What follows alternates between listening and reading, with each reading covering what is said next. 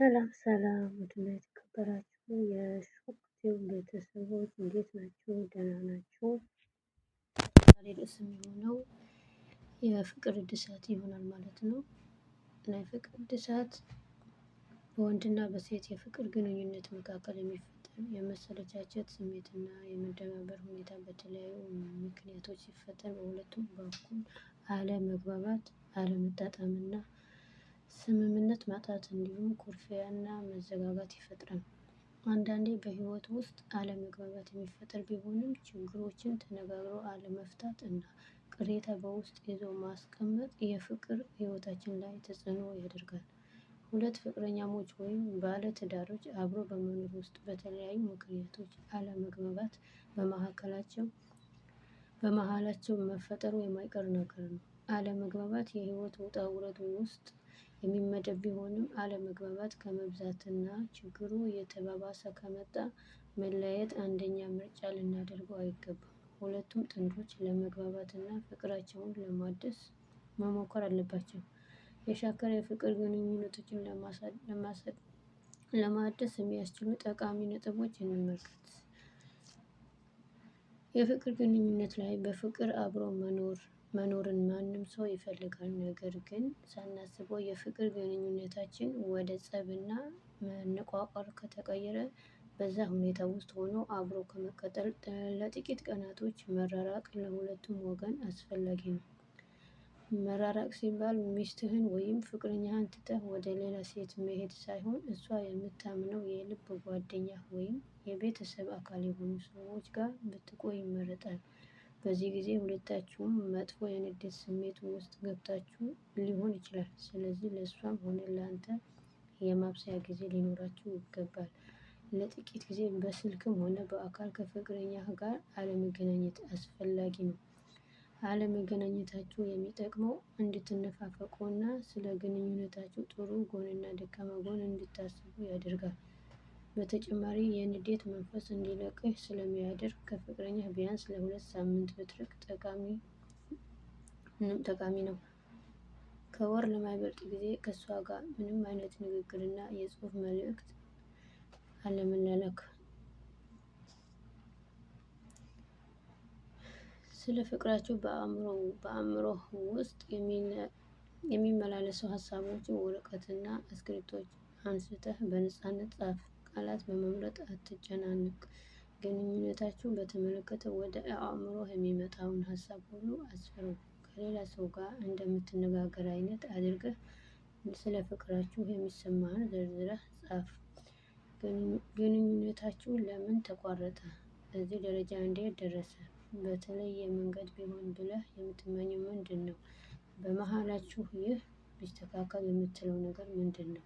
ይህ ስለ ግንኙነትህ ከፍቅረኛህ ጋር ከመነጋገርህ በፊት የበለጠ የተረጋጋ ስሜት እንዲኖርህ እና በሰከነ አእምሮ ፍላጎትህን እና በመካከላችሁ ያለውን ውጥረቶች ምን እንደሆነ ለይተህ እንድትረዳ ይረዳሃል። ምክንያታዊ በመሆን ነገሮችን በሰከነ አእምሮ ማሰብና ማስተንተን አስፈላጊ ነው። ይህ በሂደቱ ውስጥ አስቸጋሪ ነገር ነው። ለሷ ጥያቄ ማቅረብ ትልቅ አደጋን እንደሚጋፈጥ ማለት ነው። የፍቅር አጋርህን ጋር ያለህን ግንኙነት ግማሽ መንገድ ወይም ሙሉ ያልሆነ ግንኙነት ሆኖ እንዲቀጥል አለመፈለግህ ጥሩ ነገር ነው። ብዙ ጥንዶች አብረው አንድ ቤት ቢኖሩም የሻከረ የፍቅር ግንኙነት በመካከላቸው በመኖሩ አይነጋገሩም። አልያም አንዱ ሲናገር አንዱ ወደ ነገር ይቀይረዋል። አብሮ እየኖሩ ደስተኛ ያልሆኑ አብሮ እየኖሩ አንድ ላይ ያልሆኑ ብዙ ባለትዳርና ፍቅረኛሞች አሉ። በመሃላችሁ መጥፎ ስሜት አለ፣ ነገር ግን አትነጋገሩም። አይን ለአይን አትተያዩም ወይም አንዳችሁ ርቃችሁ ሄዳችኋል። በዚህ ጊዜ ስለ ግንኙነታችሁ በደንብ ማሰብ አለባችሁ። ከሷ ተለይተህ ስትኖር ስለናፈቅከው ነገር አስብ። ግንኙነታችሁ ዋጋ ያለው አልነበረም። ያንን ለመገንዘብ ሞክር። የምትናገረው ነገር ስለ ፍቅራችሁ ባሰብከው ላይ ይወሰናል። ደካማ ጎኗን ብቻ ሳይሆን መልካም ነገሮቿን መርሳት የለብህም። እስካሁን የሚያበሳጭህን የትኛውን ነገር ተወው። ከሁለታችሁም በአንዳችሁ በተፈጸመ አለመግባባት ወይም ስህተት የሻከረ የፍቅር ግንኙነት አላችሁ። ይህ አንተ ንዴት ውስጥ እንድትገባ ያደርጋል። ይህ ስሜት ግንኙነታችሁ እንደገና እንድታድሱ ትልቅ እንቅፋት ይሆንባችኋል። በመጥፎ ስሜት አብሮ መኖር የሚገኘው ትርፍ የለም። ይህንን ከራስህ ጋር ተማከርና ግንኙነታችሁ ዋጋ ካጠበህ ከህይወትህ እንድትወጣ ወስን። ከወሰንክ በኋላ ከእሷ ጋር ምንም ግንኙነት አይኖርህ። ትክክለኛ የሆነ ምርጫ ምረጥ። ነገ የሚቆጭህን ውሳኔ መወሰን የለብሽም። ስለዚህ ለብቻ ውሳኔ መወሰን አስቸጋሪ ይሆናል። በዚህ ጊዜ ከምታምነው አንድ ሰው ጋር የሚሰማህን የንዴት ስሜት በመውጣት እርዳታቸውን እንዲሰጡ ጠይቅ። የተቋረጠ ግንኙነት ካለ ሴት ጋር ስለ ነገሮች ለመነጋገር ጊዜና ቦታ ምረጥ። ለሁለታችሁም ምቾት ሊሰማችሁ ይገባል። ስለዚህ ለሁለታችሁም የሚመች ቦታ ላይ ተገናኙ። የድሮ ትዝታ የሚቀሰቅስ ቦታ ላይ አትገናኙ። በነፃነት የምትነጋገሩበትና ነገሮችን ለመፍታት እድል የሚሰጥ ቦታ ላይ ተገናኙ። ንግግሩ እንዴት መጀመር ይኖርብሃል? ልብ በል አሁን ልትለያዩ ቢሆን ብዙ ጥሩ ነገሮች አብራችሁ አሳልፋችኋል፣ አብራችሁ ኑሯችኋል። ስለዚህ ይቅርታ በመጠየቅ ንግግርህን ጀምር። በግልጽ ሁለታችሁም ስላለፉት ጉዳዮች ቁጭቶች በተረጋጋ መንፈስ ማውራት ይኖርባችኋል። በአንተ በኩል ላለው ጥፋቶች እና ተገቢ ያልሆነ ንግግሮች ይቅርታ ጠይቅ። ነገሮች እንደተበላሹና ቅሬታህን ግልጽ አድርገህ ንገራት። እነዚህ ነገሮች በግልጽ መነጋገር ለአንዳንዳችሁ ጠቃሚ ነው። ይቅር መባባሉ ሁለታችሁም ነገሩን በመጨረሻ እንድታልፉት እድል የሚሰጥና የደረሰውን ጉዳት የሚጠግን ነው። በተለይ ለብዙ ጊዜ ተለያይታችሁ ከሆነ አዝናለሁ ማለት የሚከብድ ሊሆን ይችላል። ልብህ ውስጥ ያለህን ቅሬታ ተናገር። መወቃቀስና መጥፎ ስድቦች አስፈላጊ አይደሉም። ተበድለህ ከሆነም እንኳን ይቅርታ አድርግ እንጂ ከሷ አትጠብቅ።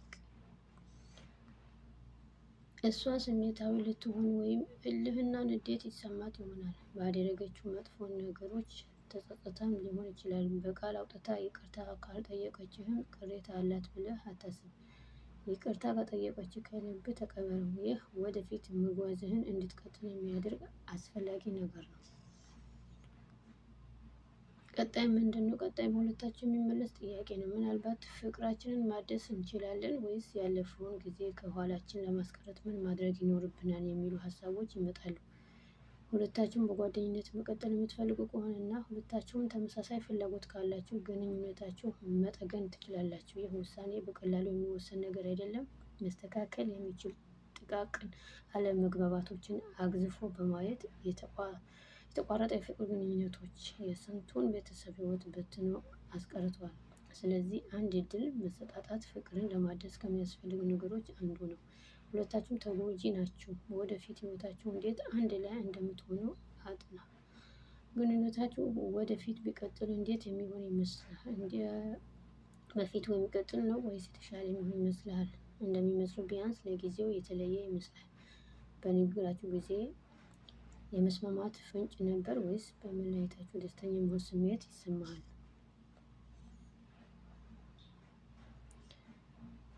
በአንዳንድ ጊዜ በቀደመው ህይወት መጎዳት ሰዎች ብቻቸውን ለመቋቋም ይከብዳቸው ይሆናል። ያ እውነት ከሆነ አንድ ላይ አማካሪን የምታናግሩበት ጊዜ አሁን ቢሆን ይመረጣል። ቤተሰብ ጉዳይ ብቃት ያለው ባለሙያ የአንዳንዱ ሰው እውነተኛ ስሜት አውጥቶ እንዲገልጽ ማድረግ የሚችል እና ግንኙነቱን ለምን እንደተቋረጠ ከኋላ ያሉ ምክንያቶች አግኝቶ ግንኙነታችሁ ከበፊት የተሻለና ደስተኛ ጥንዶች እንድትሆኑ ይረዳችኋል። በመሃላችሁ እምነት እንዲፈጠር ጣር። ሁለታችሁም እንደገና ላለመጎዳዳት ተጨማሪ ጥንቃቄ እያደረጋችሁ ሊሆን ይችላል። አሁን ግንኙነታችሁ እንዲቀጥል እንደፈለግ አስታውስ። ሁለታችሁም ትተዋወቃላችሁ ግን ሙሉ በሙሉ እየተማመናችሁ ግን አይደለም።